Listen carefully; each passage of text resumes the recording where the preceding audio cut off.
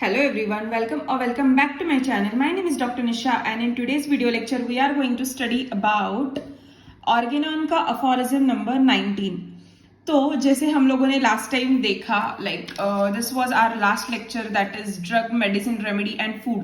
तो ये जो सारे डेफिनेशंस हम लोगों ने लास्ट टाइम पढ़े, सो ये डेफिनेशंस के ऊपर अभी सारे के सारे अफोरिज्म्स या फिर उसके सारे अंडरस्टैंडिंग है. ठीक है, ये सब कुछ डिपेंडेंट रहता है एक दूसरे के ऊपर. नाउ अभी ये जो हम लोग अफोरिज्म पढ़ने वाले हैं ना, तो उसमें भी हमें बेसिक नॉलेज की बहुत होना जरूरी है. सो क्या बेसिक नॉलेज होना जरूरी है? लाइक हेल्थ का डेफिनेशन, फिर डिसीज का डेफिनेशन, फिर क्योर का definition. So I am going to teach you कि what is exactly the meaning of health. So health क्या है? तो health is a state of your body. What kind of state? So it is a normal comfortable state. What is health? There is no signs and symptoms to any patient. मतलब बिल्कुल भी signs and symptoms नहीं रहते, कोई भी चीज disturb नहीं रहती, वो अच्छे से खाता है, पीता है, अपने मोशंस पास करता है, डे टू डे एक्टिविटीज करता है without any pain, without any tension, without any worry. उस स्टेट को हम लोग हेल्थ स्टेट बोलेंगे.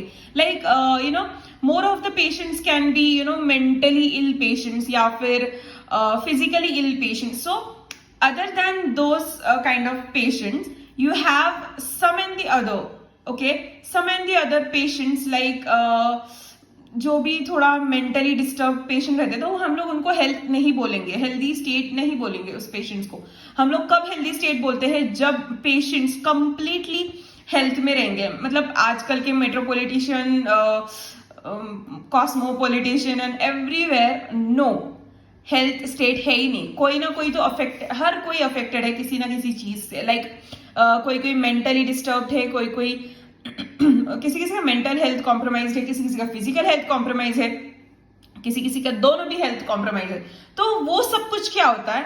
It is quite disturbance in their vital force. ठीक है, सो उस वजह से हमारी बॉडी सिम्टम्स थ्रो करती है.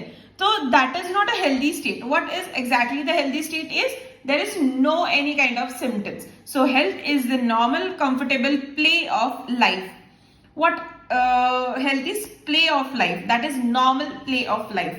Like everything is going smoothly, softly, without any tension or without any disturbance. ठीक है? Then any change in this condition and disturbance in this comfort is called as disease. Now as I told you, health क्या है? तो comfortable play of life है. सो इस health के comfortable play में अगर कुछ डिस्टर्बेंस होता है, अगर कुछ साइंस एंड सिम्टम्स दिखाई देते हैं या फिर कुछ डिस्टर्बेंस होने की वजह से हमें कुछ तकलीफ होती है, तो उसको हम लोग डिसीज कहेंगे. मतलब your body is throwing some signs and symptoms so that he is telling कि मुझे दवाई की जरूरत है, मुझे ध्यान देने की जरूरत है. तो ये सब कुछ बताएगी. कब बताएगी? तो डिस्टर्ब करके, कुछ ना कुछ फंक्शन डिस्टर्ब करेगी, कुछ ना कुछ चीज को, मतलब हमें तकलीफ होगी, हेडेक, पेन एंड एवरीथिंग जो भी होता है, that is quite disturbance state. So उसको हम लोग डिसीज बोलेंगे.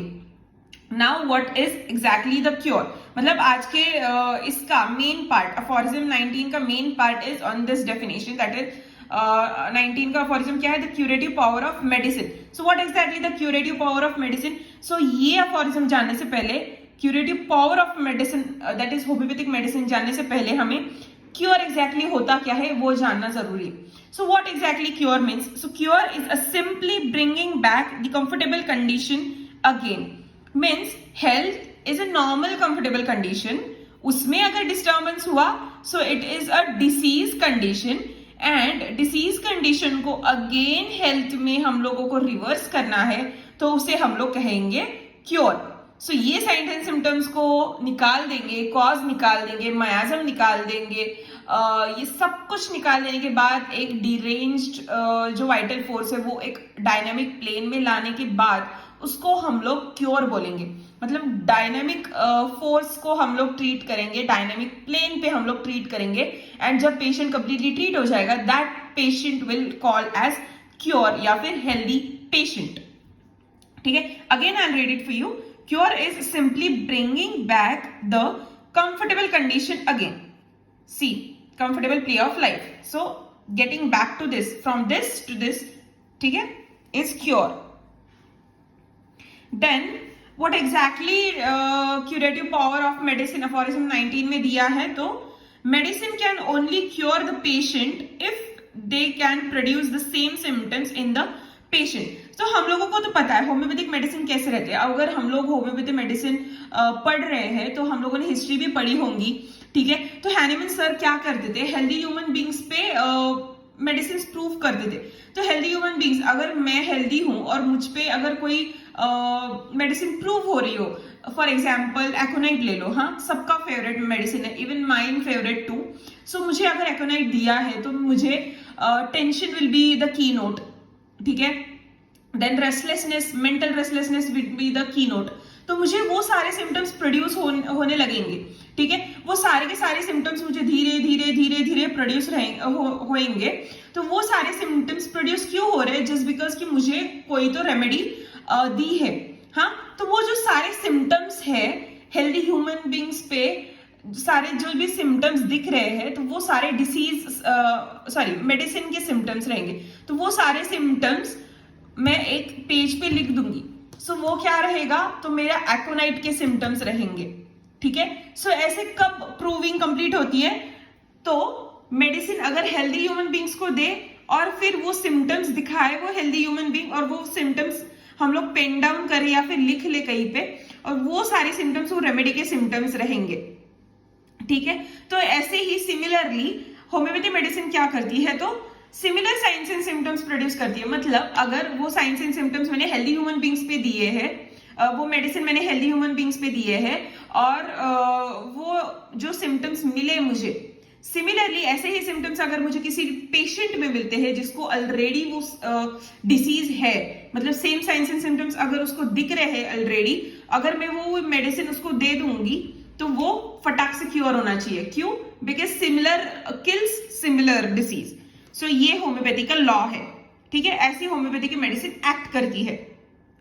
Any medicine is capable of curing that symptom picture which it is capable of producing in the healthy human beings. मतलब वही मैंने बोला अभी, ये अगर ए पेशेंट ए ह्यूमन है, ये बी ह्यूमन है, ठीक है, ये हेल्दी ह्यूमन है और ये डिसीज ह्यूमन है. तो हेल्दी ह्यूमन पे अगर मैंने एक मेडिसिन दे दी प्रूफ करने के लिए, और एक मेडिसिन ने सारे के सारे science and symptoms healthy human पे दिखाए, और सेम साइंस एंड सिम्टम्स अगर डिसीज वाले पेशेंट में रहेंगे, तो मैं यही मेडिसिन जो प्रूफ की है हेल्दी ह्यूमन पे, अगर वही मेडिसिन मैं डिसीज वाले पेशेंट पे दूंगी, तो वो सारे के सारे डिसीज सिम्टम्स निकाल देगी और वो पेशेंट को हेल्थ स्टेट में लाने का मदद करेगी, ठीक है. ऐसा होम्योपैथिक मेडिसिन एक्ट करती है, राइट. देन होम्योपैथिक लॉ क्या है. नाउ ये था अफोरिज्म नंबर 19 में. सो अफोरिज्म 19 में और एक चीज दी गई है, तो होम्योपैथिक लॉ भी दिया गया है. So what exactly the homeopathic law is, the meaning of homeopathic law is like cures like, and the law is let likes be cured by likes, ठीक है. मतलब जैसे मैंने आपको बोला, डिसीज पर हेल्दी ह्यूमन बींग्स को अगर मेडिसिन देंगे, और वैसे ही डिसीज पर्सन में अगर सेम साइंस एंड सिम्टम्स दिख रहे, और वही मेडिसिन अगर डिसीज पर्सन को देंगे तो डिसीज पर्सन ठीक हो जाएगा, और हेल्दी ह्यूमन पे अगर वो मेडिसिन देंगे तो हेल्दी ह्यूमन डिसीज प्रोड्यूस करने लगेगा. सो दिस इज व्हाट खासियत ऑफ होम्योपैथी, ठीक है. Now example, as we know our homeopathic that is doctor Hahnemann sir ने ये सिंकोना बार्क को प्रूफ किया है. तो वो सिंकोना बार्क हम लोग मलेरिया के पेशेंट में देते हैं. तो अगर मैंने हेल्दी ह्यूमन बीइंग को अगर सिंकोना बार्क दे दिया, तो he will produce similar signs and symptoms as a malaria, मतलब वो मलेरिया के सिम्टम्स दिखाएगा. और अगर किसी पेशेंट को मलेरिया है और मैंने हिस्ट्री निकाली उसकी, ले ली और टोटलिटी निकाली उसकी, और सिंकोना से मैच कर दी, और मैंने सिंकोना उस मलेरिया वाले पेशेंट को दे दिया, तो उसका मलेरिया चला जाएगा. सो this is what the power of homeopathic medicine, and this is what it is given in the aphorism number 19, that is the curative power of medicine. So this was it. I hope you understand what exactly is present in the aphorism 19, and if do then please like कर देना, share कर देना and subscribe कर देना. Thank you.